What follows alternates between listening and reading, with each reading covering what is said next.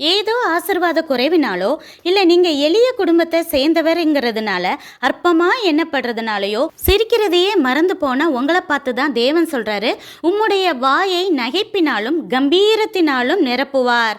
நான் உங்ககிட்ட திரும்ப வரும்போது உனக்கு பையன் பிறந்திருப்பான்னு தேவன் டைரக்டாக சொல்லும் போதே இனி இவ்வளோ வயசில் நான் குழந்தை பெறுவேனோன்னு கிண்டலா சிரித்த சாராள் சீக்கிரத்திலே அவள் வாயாலே சொல்லுகிறாள், தேவன் என்னை சந்தோஷமாக்கி நகைக்க வச்சதும் இல்லாமல் இந்த செய்தியை கேட்கிறவங்களும் நகைக்கும்படி செய்தார்னு சிரித்த சாராளை போல உங்கள் குறைவுகள் எதுவாக இருந்தாலும் நீங்கள் நினச்சதை விட பல மடங்கா ஆசீர்வாதமானதை கொடுத்து தேவன் நகைக்க செய்வாராக.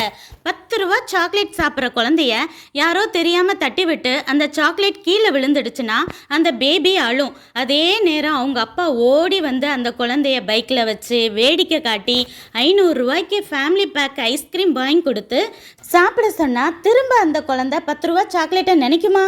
சொல்லப்போனால் அந்த இழப்பு தான் ஐஸ்கிரீம் கிடைக்கவே காரணம்.